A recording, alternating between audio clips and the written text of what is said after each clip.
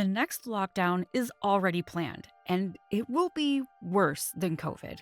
Soon, using a Bitcoin mixer will get you labeled a cyber criminal. And the laws are already written, you just don't know it yet.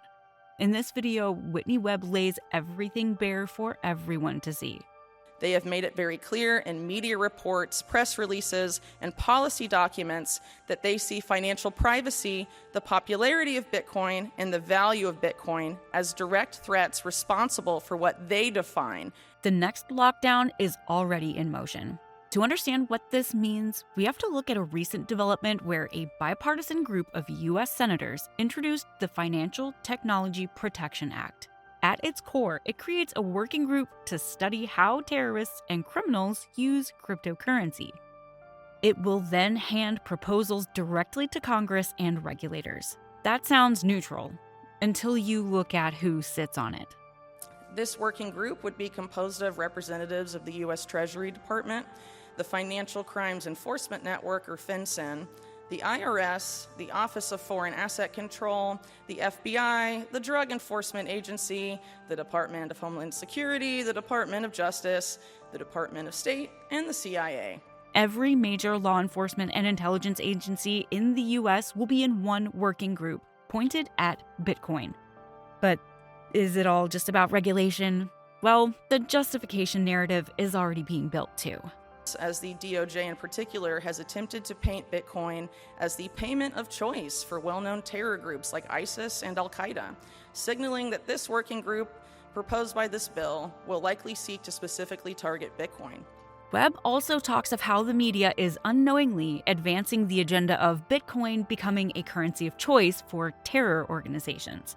Mainstream media reports, which cite Treasury and FinCEN officials, DOJ officials, and CIA analysts, have claimed that, quote, terrorists are turning to Bitcoin and they're learning fast. That Bitcoin is the, quote, new frontier in terror financing. So the legislation is being written and the narrative is being fed to the masses. But who is actually coordinating all this? Most journalists see the legislation, get to the narrative, report on those, and stop at that. But Webb knows one thing these journalists overlook. The devil is in the details. So she went one layer deeper, because the agencies writing these laws are not acting alone. Perhaps unsurprisingly, many of the groups looking to allegedly combat cybercrime in the U.S. and beyond, including the Department of Justice and the FBI, are part of an international public-private partnership housed within the World Economic Forum that is seeking to define these terms in unsettling ways. The thing is, the DOJ is part of an international public-private partnership housed inside the World Economic Forum called the WEF Partnership Against Cybercrime, or WEF-PAC. And WEF-PAC is where the real policy is being written. You would expect WEF-PAC to be made up of purely government agencies, but the guest list paints an entirely different picture. They also include massive too-big-to-fail banks, like Bank of America and Santander, as well as massive tech companies like Amazon and Microsoft. PayPal is also there, so is the nonprofit that manages the SWIFT payment system. Now, WEF-PAC wants to target and seize infrastructure that enables anonymous crypto transactions. They also want to shut down websites hosting what they call criminal content. And it turns out that there are cleverly hidden details in this policy, details that almost nobody else has noticed. Shockingly, WEF-PAC calls for this cooperation to take place even if it is not, quote, always aligned with existing legislative and operational frameworks. In other words, they are saying this cooperation should be allowed to take place even if it is illegal. And it gets even worse. WEF-PAC does not just define cybercrime superficially, the usual ransomware or hacking attacks. It goes further than that. To WEF-PAC, cybercriminals also include those who use technologies to uphold terrorism and spread disinformation to destabilize governments and democracies. That's definitely the first step towards creating an environment where online censorship, especially of independent media, could become a legal norm. But Webb also reveals that this network has a financial arm. And that arm has a motive that has nothing to do with stopping terror criminals. Every institution within WEFPAC is connected by one thing. They all have a lot to lose if Bitcoin succeeds. And that brings us to a second organization so closely tied to it, the Financial Services Information Sharing and Analysis Center, or FSISAC. FSISAC, their members include the biggest firms on Wall Street. Citigroup, Bank of America, Wells Fargo, and Morgan Stanley are among its members. And much of their leadership contributes to, works for, or chairs committees and initiatives of the World Economic Forum, including those focused on cybercrime and ransomware. Its members are the most powerful institutions on the planet. And in 2021, they made a prediction about cryptocurrency. That prediction was so specific and so pointed that it tells you exactly how they intend to use the cybercrime narrative. Dramatic increases in cryptocurrency valuation will drive threat actors to conduct campaigns capitalizing on this market, including extortion campaigns against financial institutions and their customers. In other words, FSISAC claimed that rising cryptocurrency valuations would directly drive cybercrime. So if rising Bitcoin value causes crime, to stop the crime, you have to stop the value. But there is a catch to that argument, and Webb uses their own data to poke holes into it. For instance, one recent study, ironically produced by WEFPAC member Chainalysis, found that only 0.34% of cryptocurrency transactions in 2020 were tied to criminal activity, down from 2% the year prior. So why does the narrative keep getting louder? However, cryptocurrency does present a threat to the plans of FSISAC members and their partners to begin producing digital currencies controlled either by approved commercial banks or central banks themselves, digital currencies that are designed to be easily surveilled. She goes on to paint an even more damning picture of how this whole plan is being schemed right under our noses. Central bank digital currencies in particular are being designed and implemented to erode financial privacy and autonomy. The success of CBDCs and related projects depends on neutering the competition. The motive could not be any clearer.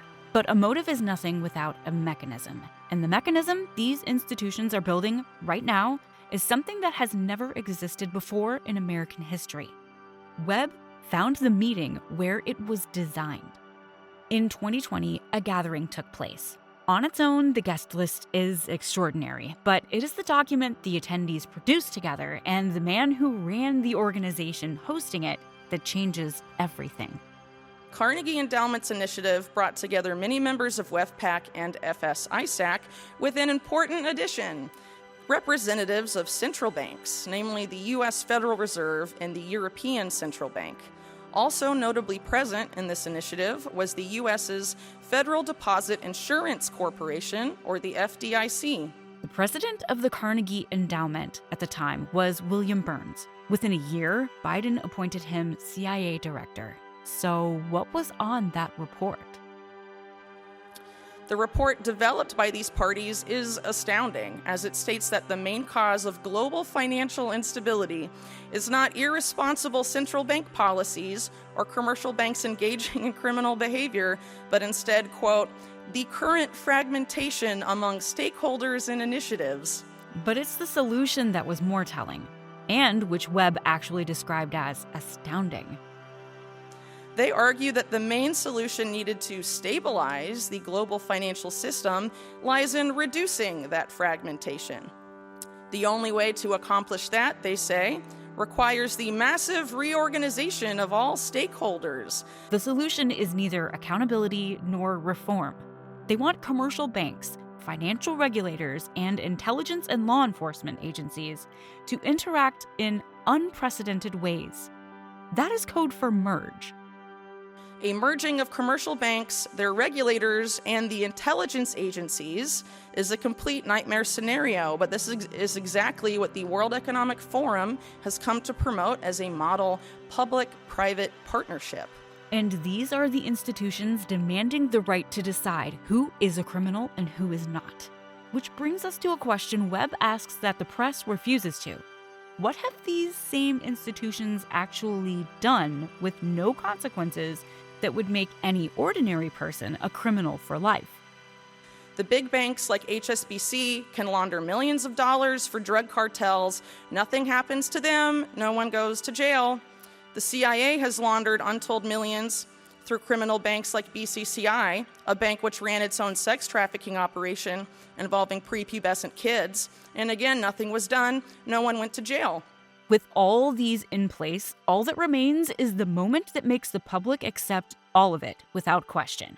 Webb believes that moment is being planned, and the people planning it have already told us when. Every major expansion of government power in modern history has followed the same pattern. A crisis arrives, fear spikes, and laws that were never politically possible become inevitable overnight. Webb is not saying the next crisis will be manufactured. She is saying something more unsettling, that the people building these policies have already told us publicly with a specific timeline that a catastrophic event is coming. Well, in January of this year, Jeremy Jurgens, number 2 at the WEF after Klaus Schwab, asserted that a, quote, catastrophic mutating event will strike the world in 2 years. What a confident prediction. Webb also goes further to show you what happens when that event arrives, if Bitcoin is anywhere near the story. It seems that a cyber 9/11 could be waiting in the wings, which of course would be followed shortly thereafter by a Cyber Patriot Act, or something very similar. So what happens to public opinion once the alleged catastrophic moment occurs? If Bitcoin is blamed for motivating or funding the cyber criminals deemed responsible for such a catastrophe, what will happen to public opinion, and what type of legislation might we see rammed through Congress? Webb lays out exactly what happens next. Bitcoin, privacy-minded crypto, and privacy-preserving technologies like encryption must become public enemy number 1 in order for the offered solution, a completely surveilled internet and completely surveilled financial system, to be accepted by the masses. A complete financial lockdown will not involve tanks in the streets or boots on the ground.